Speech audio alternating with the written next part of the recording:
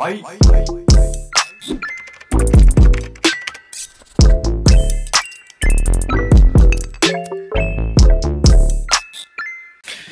Hey, what's up guys? Welcome back again to my channel with me Fusik aka Ed in my studio. Nah, pada kali ini kita bakal ngomongin tentang Joska. Ya, konten ini sebenarnya udah aku siapin sejak lama dan aku udah bikin percakapan tentang Joska ini sama si Ardi. Nah, kali ini aku bikinnya di studio aku dengan kapasitas dan kuantitas yang jauh lebih intens. Nah, ketika kita ngomongin tentang Joska, itu kita teringat banget dengan masalah atau kasus yang sedang dihadapi oleh Joska beberapa waktu yang lalu, dan itu sebenarnya juga belum lama banget ya, masih beberapa minggu ke belakang gitu.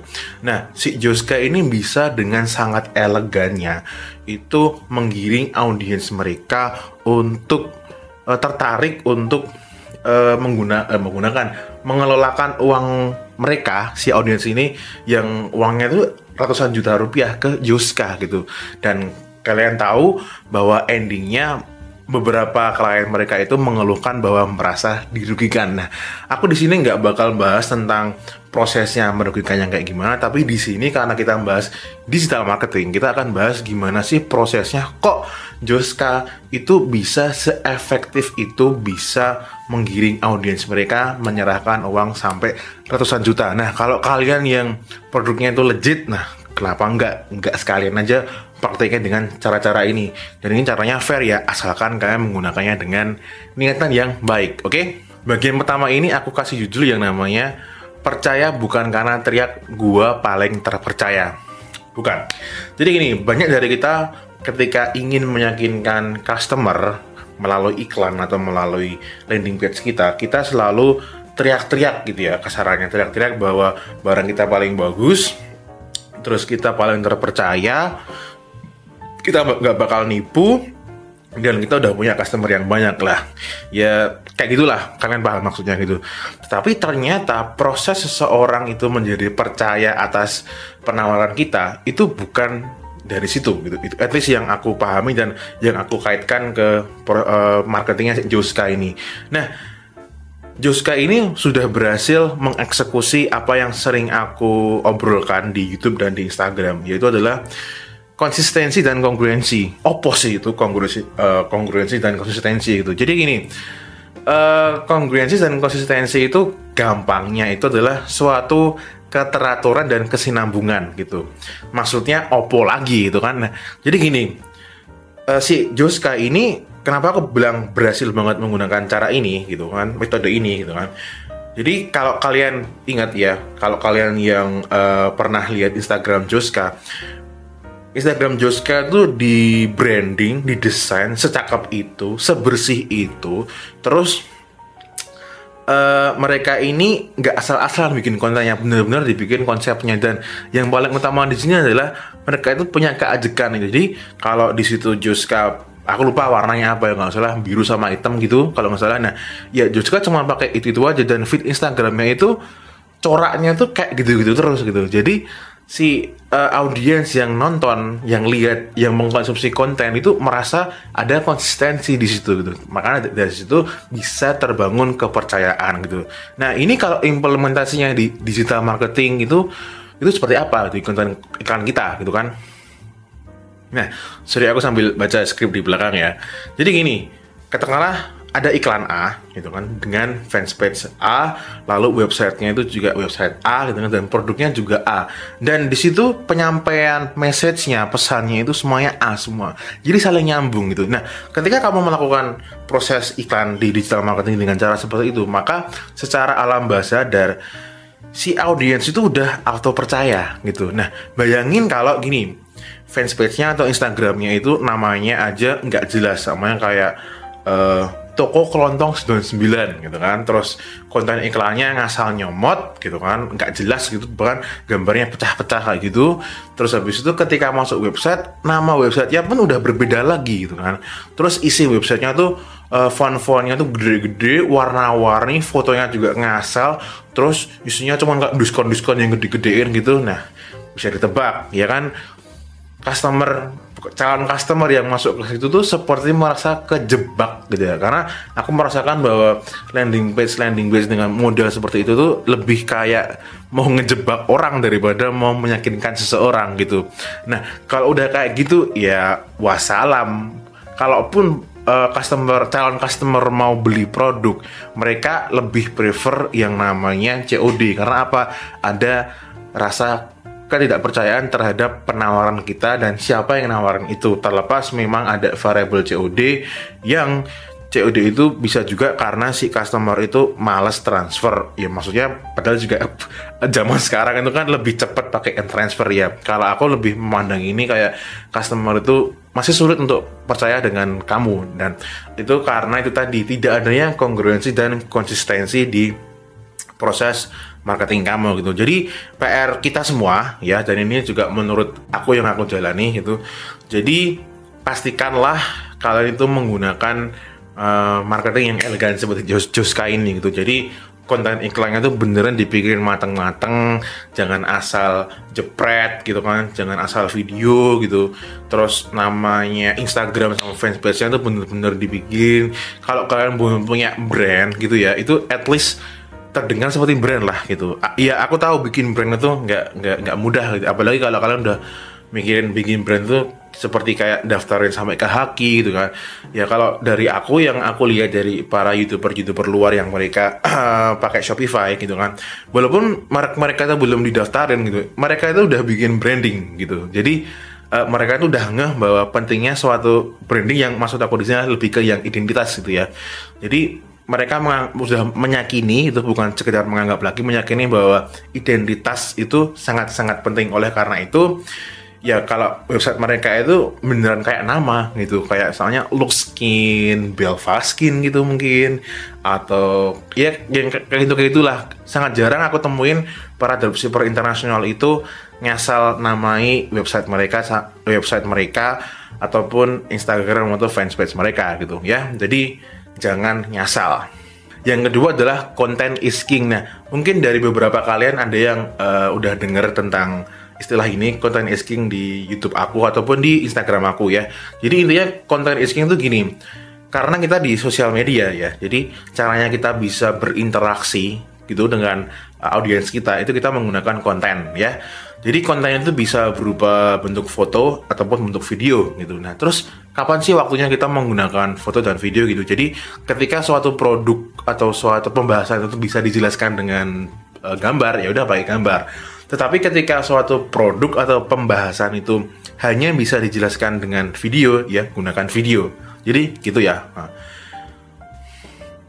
Nah, karena kita juga masih bahas Joska gitu kan. Kalau kita lihat Joska, seperti yang udah kita bahas tadi juga, konten mereka itu nggak ngasal ya. Jadi semuanya tuh berkesinambungan. Bahkan konten mereka di sosial media itu udah sampai ke tujuan ke ngeframing ke audiens dengan fakta yang dari mana fakta itu didapetin gitu. Tapi memang diyakinkan si audiens ini bahwa ini tuh fakta gitu. Nah, terus mereka di framing bahwa kalau kalian itu nggak melakukan sesuai dengan fakta ini, kalian itu akan rugi gitu. Dan mereka nge-framing bahwa si Joska ini menjadi satu-satunya jawaban dari masalah yang ada di fakta ini gitu. Dan mereka sangat sukses nge-framing gitu. Jadi framing ini itu seperti pedang bermata dua gitu. Jadi di sisi baik dia bisa menggiring customer kita supaya dia percaya dengan produk atau jasa yang kita tawarkan. Tapi di sisi lain juga, di sisi buruknya,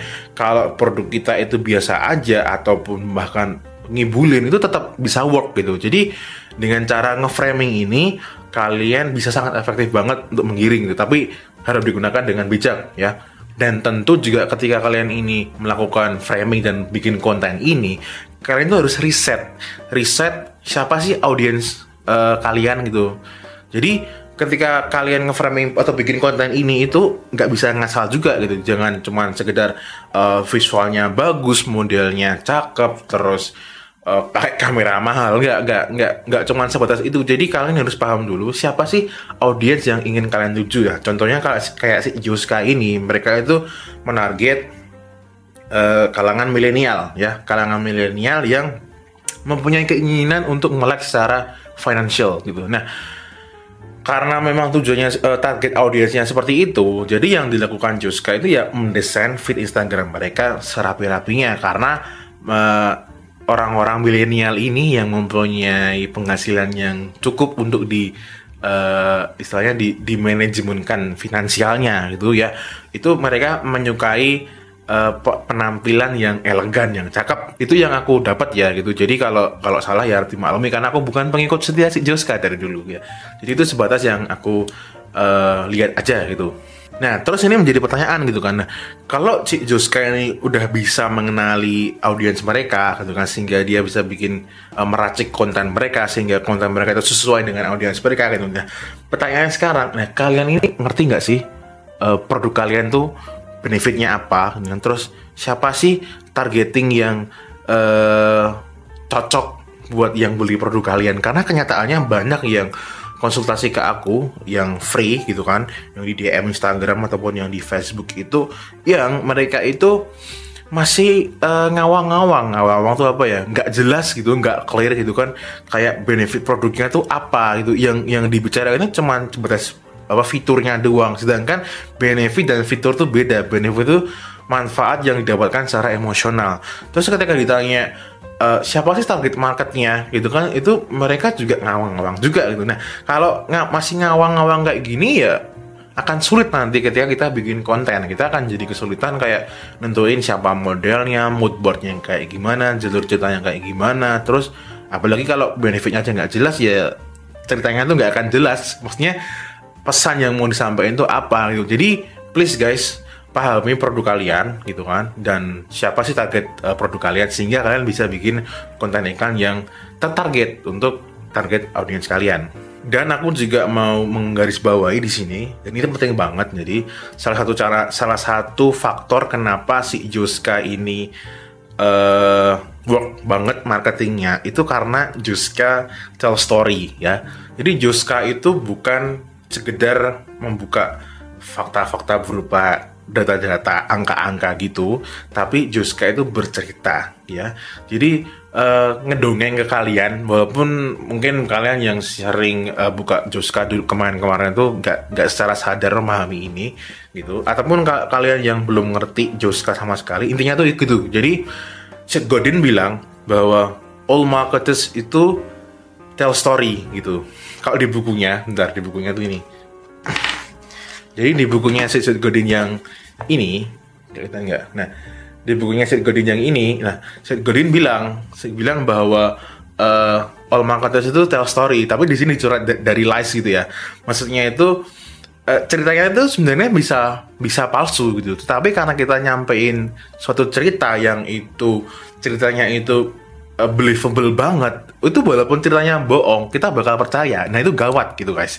Jadi kalau kalian marketingnya itu nggak ada ceritanya sama sekali, itu nggak akan work ya.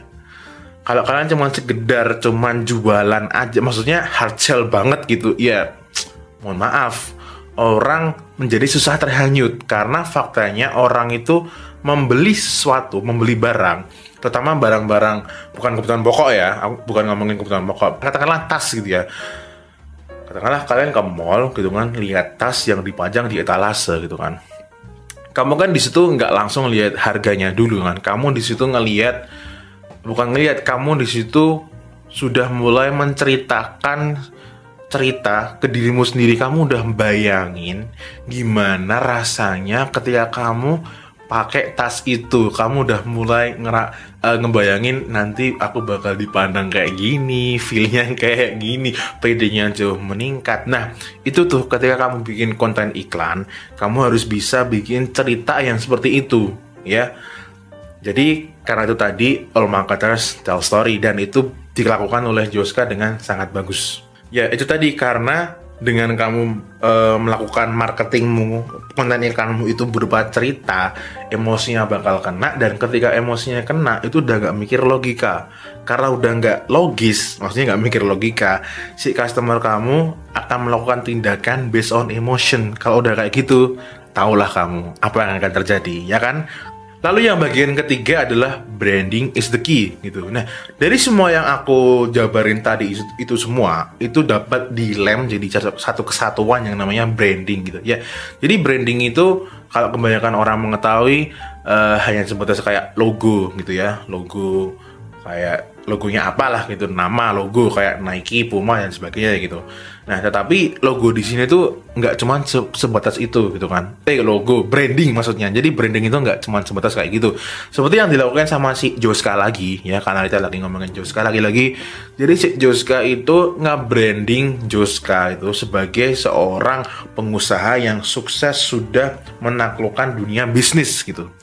Nah, jadi karena sukses menaklukkan dunia bisnis, secara finansial dia ini cakep dong, bisa nge-manage gitu. Nah, ini branding yang dibawa oleh si Joska untuk lebih mendekatkan diri ke audiens mereka. Ini loh, aku tuh kayak gini loh. Nah, kalau kalian kepengen lebih mendalami si branding ini, aku ada pembahasan juga. Aku kasih linknya di atas atau di mana ya itu. Marketing kamu itu selain harus nantinya punya branding secara logonya, pengenalnya siapa gitu. Kalian juga harus memposisikan gitu branding kamu tuh siapa, apa sih gitu ya. Nah, itu tadi adalah diskusi kita tentang Joska dan kaitannya dengan digital marketing yang mereka lakukan gitu ya. Dan mohon maaf kalau tentang Joskanya itu nggak terlalu dalam karena aku juga nggak pernah ngulik tentang Joska dari dulu dan aku nggak pernah tertarik gitu, karena dulu ada juga suatu grup gitu yang ngebahas tentang Joska. Katanya pada saat itu Joska ngomong digital marketing, and I was like, Joska itu apaan sih? Dan aku cek dan ternyata bahasnya terlalu basic, dan saat itu aku juga skip aja gitu, dan ternyata zong ya. Tapi di sini kita bisa ngambil kesimpulan bahwa suatu kegiatan marketing itu terlepas nanti endingnya di produknya itu legit atau bohongan atau merugikan. Kalau marketingnya itu bagus, maksudnya itu bisa meyakinkan, ya orang akan tetap bisa percaya gitu. Nah, kalau mereka gitu kan, entah Joska ataupun yang di luaran sana, karena sekarang banyak banget fake guru, fake e-course, fake segala-segalanya yang fake, dan itu aku juga sebel juga gitu kan. Tapi karena mereka melakukannya dengan sangat elegan, dengan memperhatikan semua yang aku jabarin di sini, mereka bisa dapat customer, mereka bisa dapat klien. Tetapi nantinya setelah mereka dapat produknya, dapat jasanya, akhirnya zong. Nah, jadi guys, pesannya di sini, dan ini harus segera kalian praktekkan. Please lakukan 3 hal itu tadi ya. Kalau mereka yang menggunakan marketing tetapi ujungnya merugikan aja bisa, ya harusnya kalian itu juga bisa gitu kan. What's stopping you ya? Karena ini faktanya udah jelas dan memang bisa terbukti. Silakan praktek dan semoga profit kalian menjadi jauh lebih banyak. Oke? Itu guys dari Fusik, dan untuk video selanjutnya aku bakal ngomongin tentang, kita akan langsung praktek caranya beriklan dengan budget 200.000. Nah, itu kayak gimana, detailnya kayak gimana, teknisnya kayak gimana, sorry sampai belepotan. Itu akan kita bahas di video selanjutnya. Kalau kalian penasaran, silahkan subscribe aja dan like video ini gitu. Kalau nggak suka ya please like, whatever gitu kan, saarmu gitu. See you guys in the next video. Bye-bye.